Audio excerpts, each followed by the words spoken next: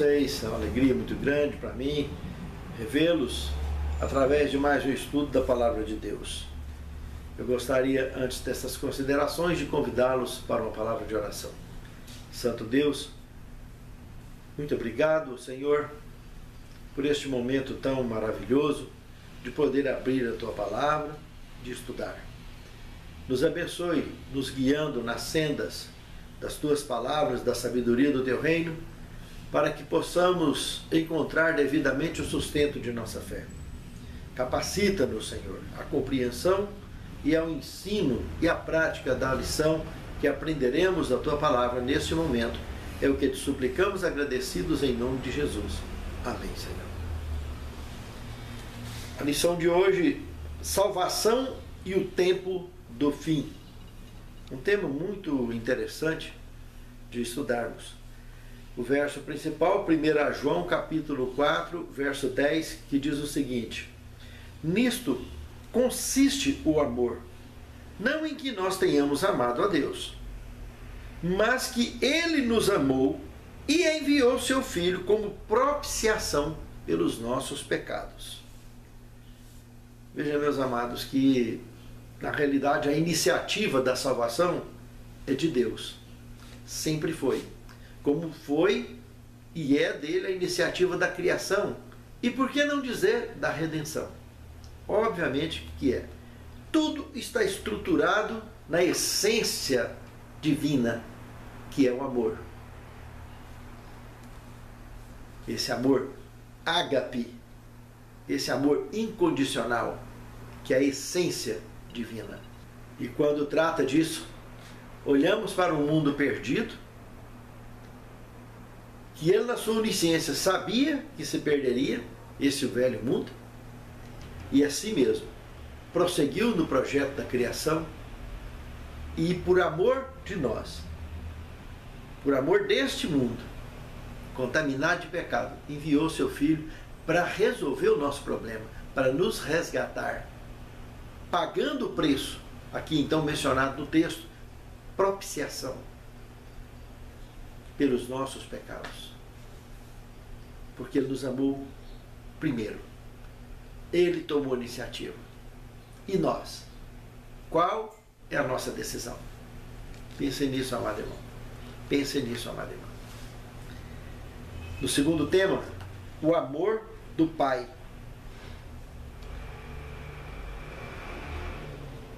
Claro, se observarmos João 3,16, Deus, o Pai, amou o mundo de tal maneira que deu seu único da espécie, seu unigênito, para que todo aquele que nele crê não pereça, mas tenha a vida eterna. Como não enxergar de forma absoluta esse amor de Deus para conosco? A que ponto ele chegou?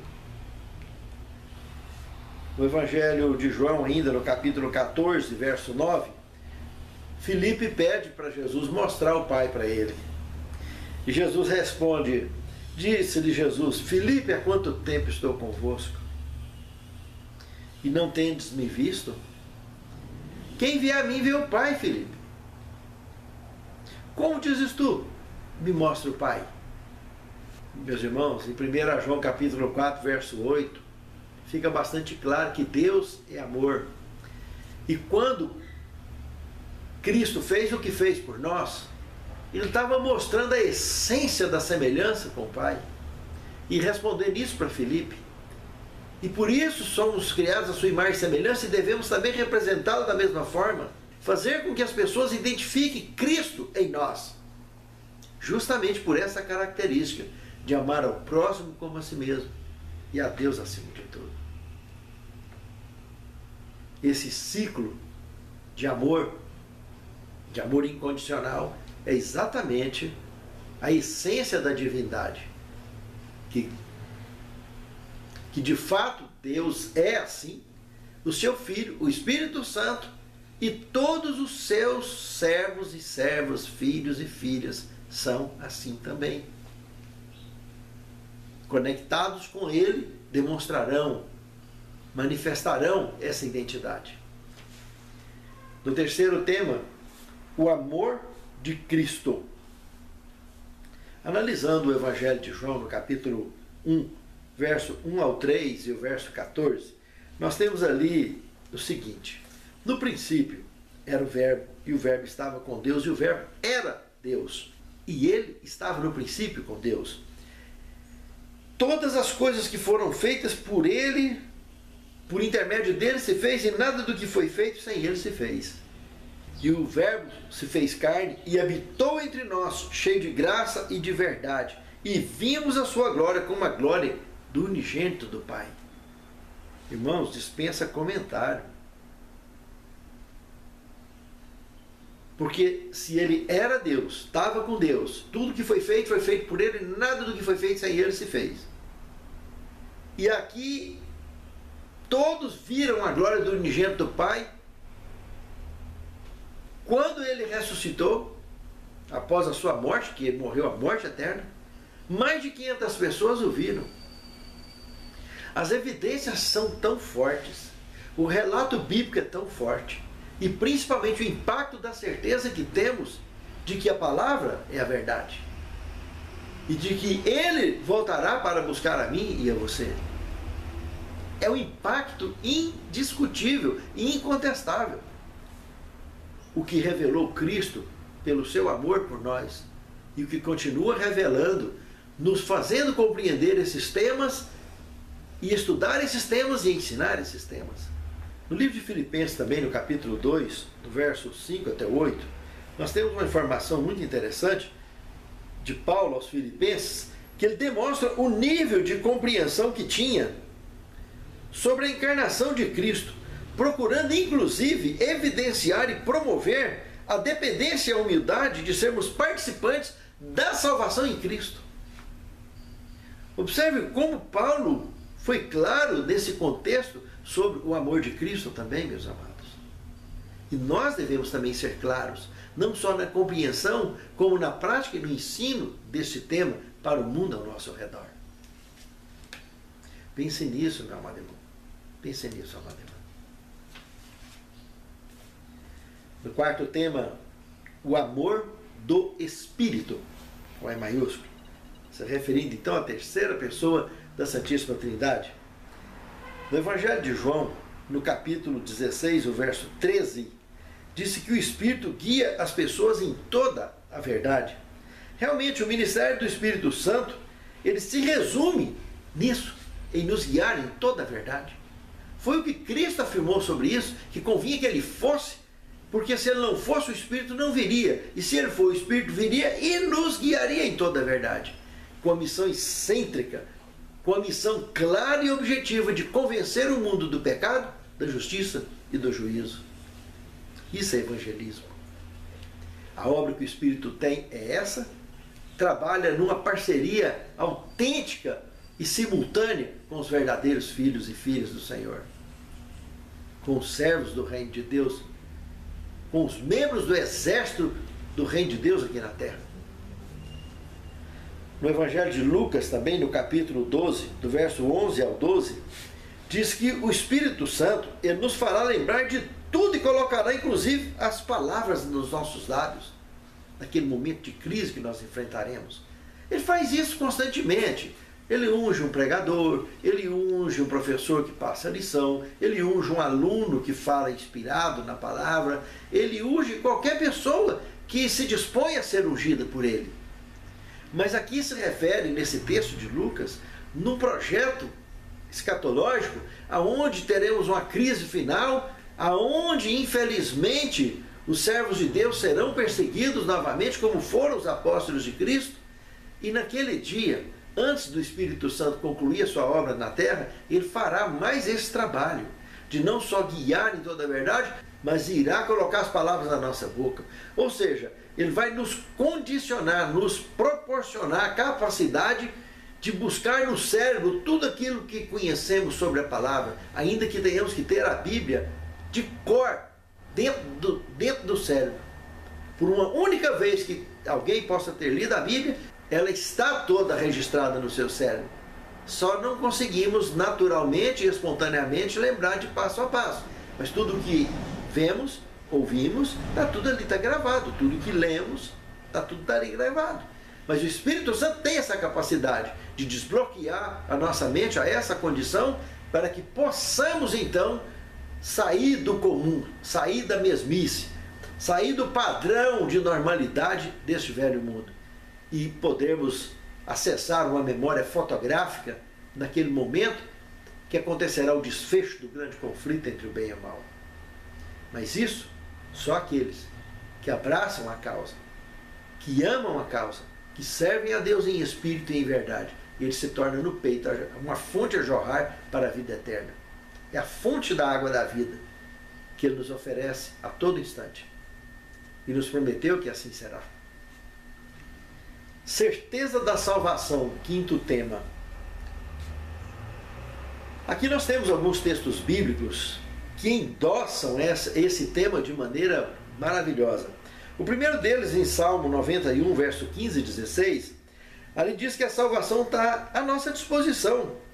Basta que queiramos e a busquemos. Se observarmos Joel, no capítulo 2, verso 31 e 32, ali também diz: todo aquele que invocar o nome do Senhor será contado entre os salvos. Aqui representado pelo Monte Sião e Jerusalém, que representa os escolhidos, representa o povo de Deus. Meus amados, que coisa mais linda essas promessas.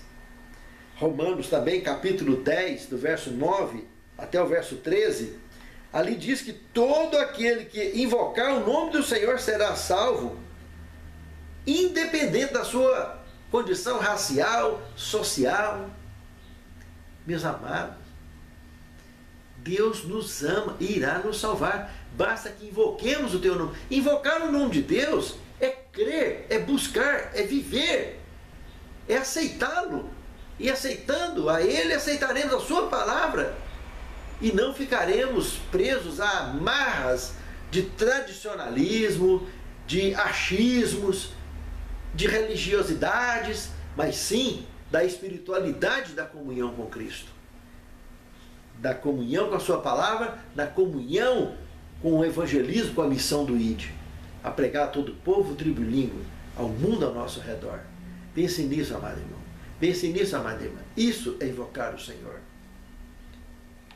Em 1 João também, no capítulo 5, verso de 11 a 13, comenta: a vida eterna foi dada por Deus a todos nós e está com Cristo para entregar a quem busca. Inclusive ele estende o comentário dizendo: quem tem o Filho tem a vida, quem não tem o Filho não tem a vida, se tratando de vida eterna. A escolha é nossa. Essa certeza de salvação que tantos vagam, ao olharmos para Cristo, não tem como nos perdermos, porque Ele é a nossa graça, Ele é a nossa garantia. Agora, se olharmos para nós mesmos, estamos perdidos. Assim escreveu Lutero: se eu olhar para mim mesmo, não vejo como me salvar, mas se eu olhar para Cristo, não vejo como me perder. Tá? Palavras sábias desse pioneiro da Reforma Protestante, palavras sábias daqueles velhos soldados da Reforma Protestante, um dos grandes reformadores, talvez um dos principais, que ativaram o efeito dominó da pregação do Evangelho a todo povo, tribo e língua em plena Idade Média, onde parece que estava tudo perdido e brota essa luz ali no meio daquela escuridão que brilha cada dia mais forte para nós. Essa reforma, principalmente do convívio com a palavra de Deus. Ter certeza da salvação é algo autêntico, que temos que garantir isso todo dia, olhando para Ele, o tempo todo. Porque Ele vai completar sempre o que falta para mim, o que falta para você. Isso é salvação pela graça. Não tem um ser humano sequer que quando Jesus voltar, estiver nas nuvens do céu, que Ele não terá que completar, porque por nós mesmos somos mortais, perdidos a qualquer instante. O dia que Ele aparecer nas nuvens do céu, eu e você, se estivermos de frente olhando para Ele, seremos convidados a ir ao encontro com o Senhor nos ares, pelo complemento da sua graça para mim e para você. Só não irá ao encontro com o Senhor nos ares quem estiver fugindo dele naquele dia, pedindo aos rochedos e aos montes para cair sobre eles, para esconder da face daquele que está sentado no seu trono, porque é vindo o grande dia da sua ira, e quem poderá subsistir, como relata o livro do Apocalipse, no capítulo 6. Pense nisso, amado irmão. Pense nisso, amada irmã. E quando Jesus chegar, eu e você estejamos olhando para Ele, para abraçá-lo, para ir ao encontro com Ele nas nuvens dos céus. O Evangelho Eterno. Sexto tema. Aqui nós temos Apocalipse capítulo 14, versos 6 e 7, um texto conhecido de todos, que mostra a pregação do Evangelho numa linguagem escatológica, o cumprimento da missão do ID que temos cada um de nós, mostrando aqueles anjos voando pelo meio do céu, representando pregadores humanos aqui na terra, que envolve a mim e a você. Não há quem que assista essa pregação, ou que participe dela, ou que divulgue, sem observar essas três mensagens angélicas contidas dentro desse texto, evidentemente avaliando os versos seguintes desse contexto, aqui de Apocalipse 14, contudo, sintetizando nesse termo, Evangelho Eterno. Por que eterno? Porque é a palavra absoluta do Senhor. A palavra que foi, que é e que sempre será. Eu sou o Alfa e o Ômega, o princípio e o fim. Então, esse Evangelho Eterno é a palavra sem volta. Pensem nisso, amado irmão. Pensem nisso, amado irmão. Nós temos aqui também Efésios, capítulo 14, verso 5, que faz um comentário interessante. Assim como nos escolheu nele, antes da fundação do mundo, para sermos santos e irrepreensíveis perante ele, e em amor nos predestinou para ele, para a adoção de filhos por meio de Jesus Cristo, segundo o beneplácito de sua vontade. Texto forte, né? E bacana. Porque, como o pecado iniciou no céu, irmãos, a terra somente foi mais um dentre os infinitos mundos criados por Deus, mas que lamentável, um mundo que se contaminou bem depois do que o pecado já tinha começado lá no céu. E Deus então já tinha traçado um plano para que, independentemente de quem caísse daquele início de pecado até chegar na terra, não importa quantos mundos se envolvessem nisso, todos aqueles indivíduos que Deus, na sua onisciência, sabia até onde que iria tudo isso, Ele escolheu, por algum motivo, a Terra, esse planeta que nós vivemos, para que aqui se desencadeasse o processo e o plano da redenção. Foi aqui que Ele enviou seu Filho, muitos e muitos anos mais tarde, para poder resgatar todos aqueles que tivessem opção pela luz, que tivessem desejo de ser salvos. Os seres que pecaram, que rebelaram contra Deus, nós sabemos que lá em Apocalipse, no capítulo 12, 7 a 12, desencadearam a batalha no céu, houve luta armada no céu. E no desfecho dessa batalha, esses indivíduos rebeldes foram lançados aqui também nesse planeta. Por isso que entendemos, quando Deus manda o seu Filho aqui para a Terra, porque aqui foi o palco da onde se estabeleceu a sede, então, geográfica desse conflito. Foi esse planeta que foi mencionado no sermão profético, aonde Ele estaria voltando para nos buscar. E que colocaria à sua direita ovelhas e cabritos, dando uma ideia de julgamento, de juízo, de seleção, de condenados e absolvidos. Evidentemente, com todo esse contexto, na onisciência de Deus, Ele sabe claramente quem vai ser salvo e quem não vai. Mas eu e você não sabemos. Por isso que a salvação é individual. Eu escolho se eu quero ou não ser salvo. Você escolhe se você quer ou não ser salvo. Por isso, é você que se destina à salvação ou não. Olhando pela ótica divina, a Bíblia usa essa expressão, predestinação, na ótica da onisciência. Porque Ele sabe realmente quem está salvo e quem está perdido. Mas eu e você não sabemos. Eu e você escolhemos os nossos caminhos. Escolhemos aonde nós queremos colocar o pé. Nós temos a opção de escolha. Nós temos o livre-arbítrio. Ninguém está salvo para sempre, ninguém está perdido para sempre. Você está salvo enquanto você quiser ser salvo. Você está perdido enquanto você quiser continuar perdido. A escolha é sua. Pense nisso, amado irmão. Pense nisso, amado irmão. Foi esse mundo aqui que Deus escolheu para a salvação, que Ele predestinou para a redenção minha e sua. Foi este planeta aqui escolhido para amanhã, quando a cidade santa descer lá do céu, depois do milênio, aonde será estabelecida a nova terra, aonde será estabelecida a administração do universo, que hoje no terceiro céu passará a ser aqui. São muitos e muitos privilégios, irmãos, adequados a essa estrutura escatológica e também incontestável de evangelismo do amor de Deus para mim e para você, por mim e por você. O plano da redenção será consumado no céu e na terra, no nosso planeta. E para sempre o Senhor estará aqui morando conosco. Pense nisso, amado irmão. Pense nisso, amado irmão, para que jamais tiremos isso de nossa mente. Tenhamos isso como propósito, objetivo da nossa conduta, das nossas escolhas no dia a dia de cada um de nós. Sétimo tema, consciência do conflito. No livro de Isaías, capítulo 55, verso 6, eu citaria esse texto, diz para buscar o Senhor enquanto se pode achar, invocai-o enquanto Ele está perto. Esse texto mostra a porta da graça aberta. Mostra o Espírito Santo representando a divindade, a Santíssima Trindade, à disposição de salvar a mim e a você o tempo inteiro. Nos conscientiza que realmente existe um grande conflito. A sede desse grande conflito, conforme diz a pena inspirada, é na nossa mente. É justamente na nossa mente que nós precisamos de vencer ele. Se vencermos esse conflito aqui dentro, com certeza venceremos lá fora. Por isso que Jesus também disse, o reino de Deus está dentro de vós.